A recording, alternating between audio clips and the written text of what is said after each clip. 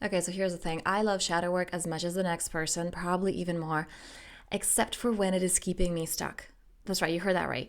Shadow work can keep you stuck, and you may be thinking, what are you talking about? You're supposed to look at your shadow. That's where that liberation is to an extent. And today I want to share with you 3 ways in which shadow work is actually keeping you stuck and getting curious. Are you doing that?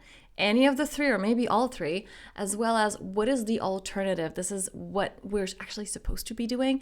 And you may have heard this, but my bet is you probably misunderstood it because it's being presented in a way that is not exactly correct, and it's not leading you to that fulfillment, that bliss, that expansion that you came here to embody. So if you're I am ready for this, like to wake up in full joy and bliss every single day, if that's you, ready to go back to your foundational self, let's dive right in.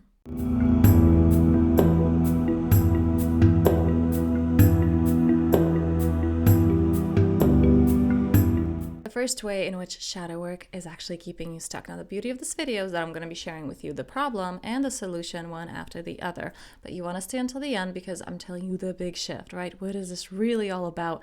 What is the alternative to the shadow work? How to do it right, all right? So stay until the end to hear that one. So the first trap, right? The first trap. We have this awakening, right? We move from the hamster wheel and we realize that there's something more, personal development, or maybe spirituality, maybe both. And then we come out of the I'll be happy when wheel and get in on another wheel of personal development, spirituality. We're here too. There is a I'll be happy when. There's a dangling carrot. I'll be happy when I clear all my blocks. I'll be happy when I'm enlightened.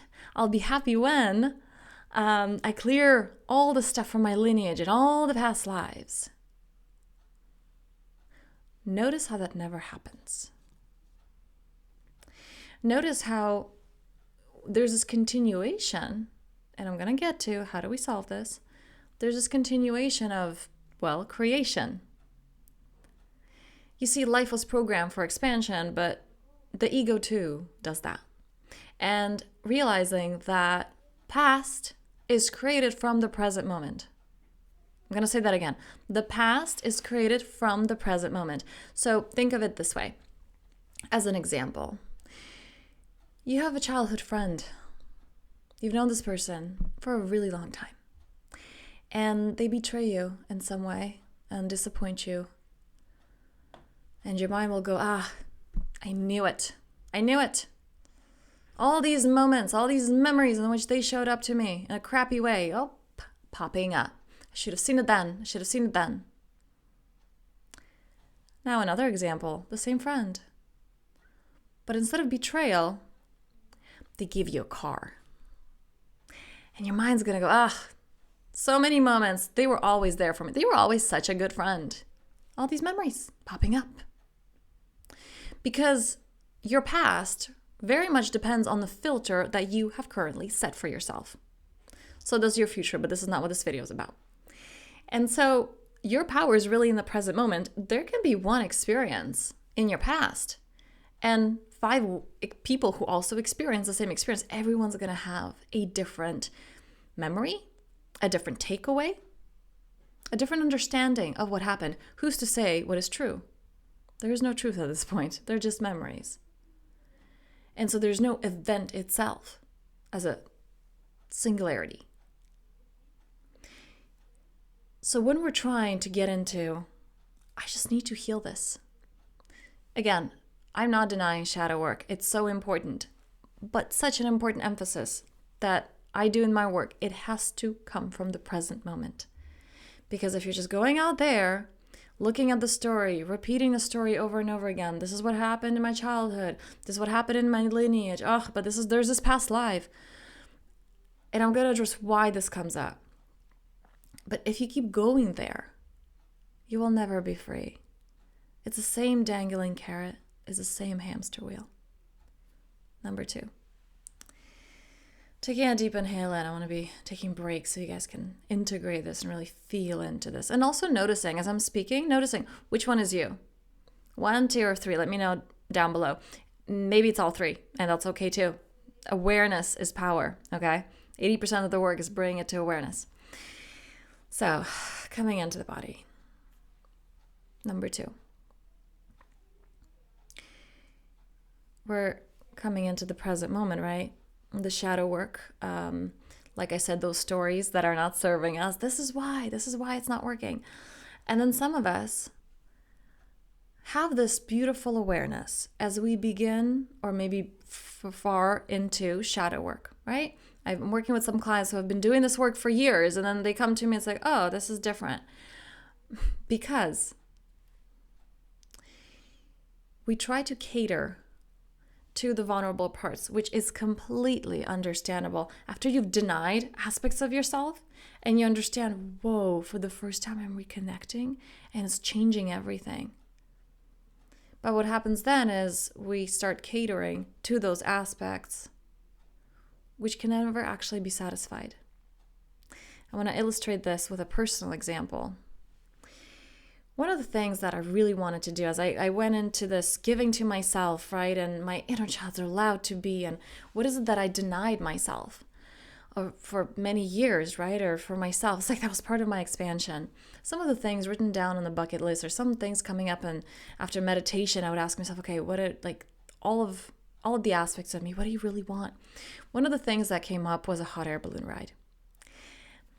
There were conditions with it, though. It couldn't just be, okay, let's do that from the family money from my partner who I was with at the time. No, I wanted to come from my business.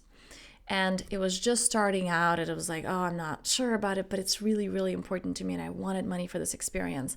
And so I said no in the summer because I was like, nope, when the money comes, when I can make it, right? Because that's a whole other thing, because you can't be worthy. You can't just be worthy. You have to prove your worthiness. Okay, that's a side note. The ego sneaks in. Anyway, I made the money, but in November. I live in Switzerland. November is not hot air balloon season. So I had to wait up until spring. And there again, the inner critic came up, and there's a reason I'm sharing this. I'm going to address this in point 3. The inner critic came up again. Well, that is a lot of money. And shouldn't you spend it on something else? And, why you have to contract again and play small. And it got to the point where there was an amusement park that I was taking my kids to, and they had a ride that was a hot air balloon. It obviously doesn't go as far as a real hot air balloon, as high rather, but it does. And I thought, so this crazy amount of money for the real experience, or a ticket to an amusement park, which I'm going to with my children, I can settle. So we go to this amusement park, and on the day that we're there, it's too windy, so that ride doesn't fly. And on the hot air balloon, what it says is everyone must expect or demand of others that which they are capable of. Again, this is point 3. This is not the point of the story, but I want you to hold on to this. At the end, after I did book the hot air balloon trip, I did go on the hot air balloon, and it was early morning for sunrise, absolutely gorgeous. And I come home after the experience. And towards the afternoon, there's a frustration. In the evening, I had a call with my teacher, with my mentor, and it's a group call, and I tell him, I'm frustrated, and I don't understand why. And I'm frustrated with the frustration because, like, why are you upset? I just gave you this incredible thing. And there was this realization, my mind will never be satisfied. Like that inner child, if you want to address it this way, or the subconscious, like, it will never be enough. Like, there's nothing I can do. And I felt this desperation and this, like, nothing's good enough. And my teacher goes, isn't that liberating? It's not, it will never be satisfied. It will never be satisfied. And the way I like to explain this and to teach this to clients is that there's, the story Snow White and the Seven Dwarfs? There's Grumpy. Grumpy's part of the bunch. Grumpy's not going anywhere. He's not all of them, but there is Grumpy. And he adds a little something. He adds a contrast. He adds an invitation. And same within you. And those aspects of ourselves that, we've denied for so long, it was like, shut up, your feelings are not important. To try to cater, right, from one extreme to the other, completely normal. But we want to land in the middle. Because that inner child is the same as a real physical child. You can take it to an amusement park and have pizza and burgers and cotton candy. And then at the end of the day, how was your day? And it says, it sucks because I have to go to bed. It's like, are you kidding me? After everything I've done, are you kidding me? And yet that is the reality of our minds. And there comes this piece from, it will never be enough. And this is not to say, okay, well, I'm just not going to even try. You're not trying to cater to. You're loving the deliciousness of the desires that are rising and your ability to create. And this is a much deeper topic. This is what I do with one-on-one clients. This is what we do in Thrive.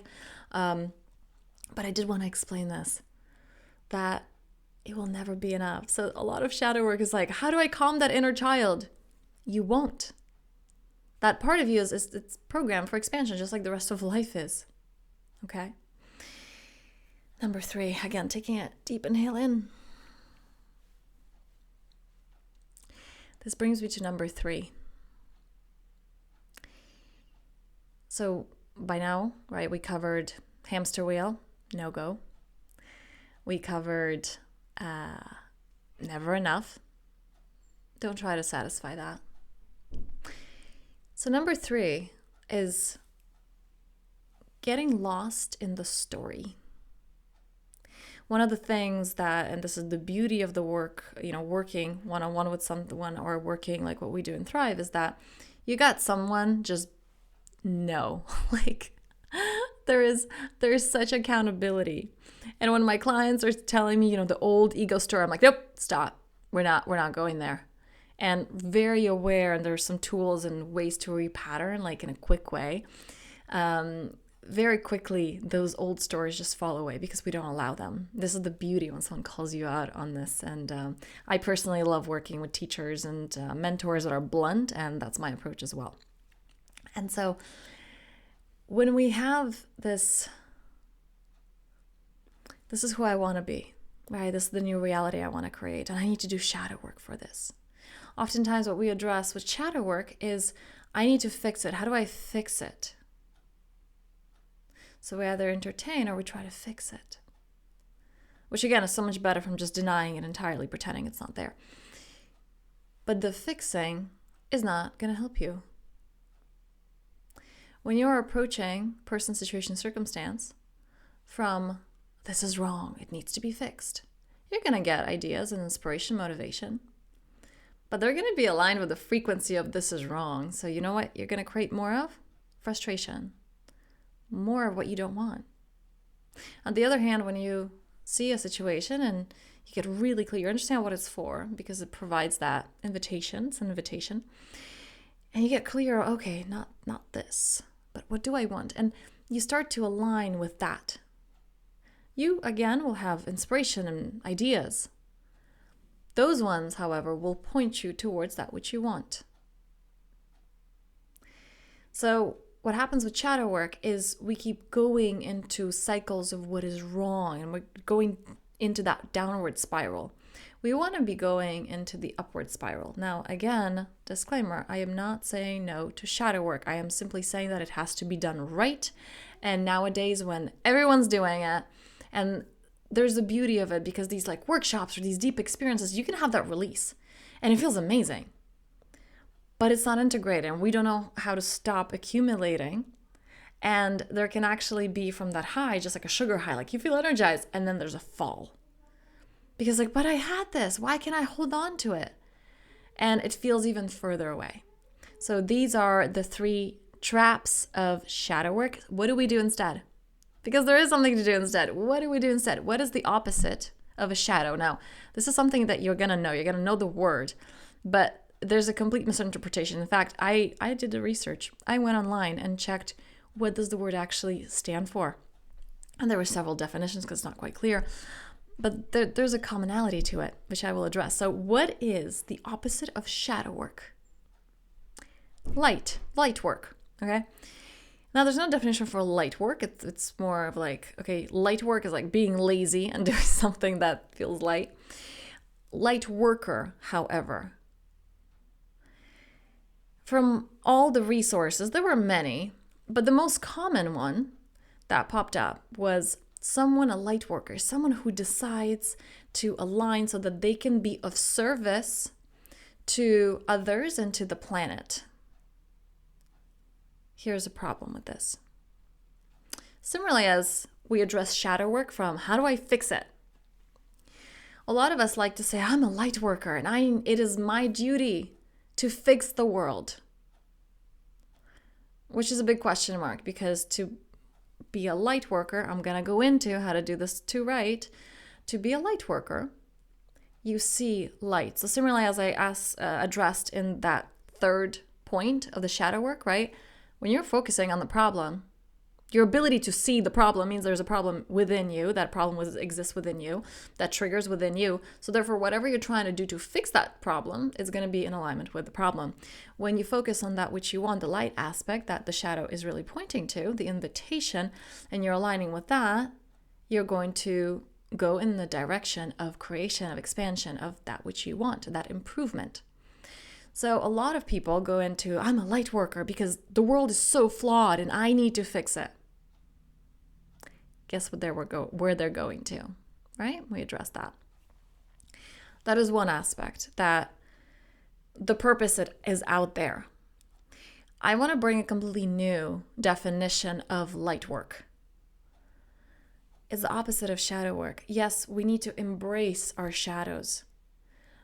But it's equally as important to embrace the light aspects. And we don't. The truth is we don't. If you did, your life would be amazing. You would be abundant right now because you would stop blocking it. The problem is, and it's beautiful that a lot of us start doing the shadow work. It's important. It's crucial. In my work, like I said, clients and Both Thrive, the membership, we do both. Full moon, new moon, we do both. Because there are two wings of the bird. A bird cannot fly. It's just going to spiral downward with one wing. There's the shadow, but there's also the light, and we do not spend enough time mastering the light aspect. Can you really feel abundant? Can you really welcome that in? Or are you too scared of what's going to happen? What are people going to think around you? Who are you to make that kind of money? Who are you to have this thriving relationship when I'm struggling? Who are you to be so happy when there's so many bad things happening in the world? Are you willing to embrace that? Are you willing to stand in that light no matter what? Are you willing to align with that part and welcome it in? Because just as the shadow has been denied, you're not good enough. I don't like you. I'm pushing you away. I don't want to look at you. I don't want to look at the anger or the not enoughness. And then we're opening up to it like, okay, I'm ready to look at you. I'm ready to be present with you as a neutral observer. I'm ready to dance with you. I'm ready to work with you. The exact same thing has to be done with the light aspect. I am so sorry I denied you. That light aspect is like what you were born with. Abundant, blissful, entitled. Like life is here to support me and I'm here to support life. And there's this beautiful dance. But most of us are closed off to this. We're not letting this in. We're too scared of what people will think. We don't feel enough. You're not worthy of it.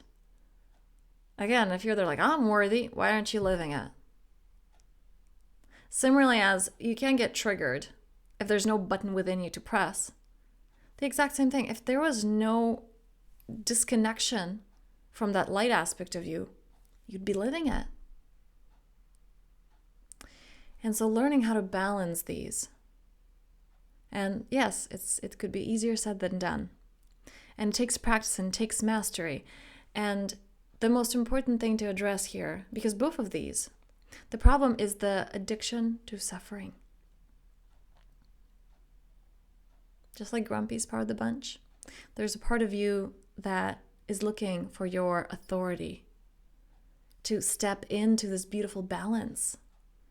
Not being afraid and not denying or not, clinging to either of those, because the truth is we cling to shadow work. A lot of people, they're afraid of the light aspect. So they cling to shadow work. There's more shadow work and I have to overcome this. And they're saying, it seems like they're saying, oh, when will this be over? They're terrified of this being over. Similarly as, people take courses and study because they're actually afraid to go out there in the real world. It's like, what if the shadow work is done? What if you just get to be happy? It's like, I don't know how to do that. If this is you, I have phenomenal news. Free, completely free, 3-day event. Everlasting freedom. Because freedom is embracing and mastering the 2 wings of the bird. Learning how to dance with your shadow, learning how to embrace the light. That is what creates wholeness, and that is what creates the possibility. Not even the possibility, it's a sure thing from there. Who am I kidding? I want to downplay it. No, it's not. It's a sure thing. You thriving is a sure thing from that place. So there's a link below in the description. Everlasting freedom, again, completely free, because I understand how heavy it is, and the mind's addiction to suffering. And I went from denial, from walls, feelings are for wimps, to opening it up to oh my God, I'm trying, but it's too much. It's taking me over. To learning how to manage it and still being in this, there's just so much desire to keep doing the inner work forever and fixing, instead of wait a second, you can also just wake up to the light aspect and realizing, whoa, I've been denying that aspect now. And coming into balance. This is what I want to share with you, and this is why this 3-day event is free. So do sign up below, share it with someone who needs this, who will resonate with this, who will make most of this. And I thank you for watching, and I will see you in the next one. Have a powerful, powerful week.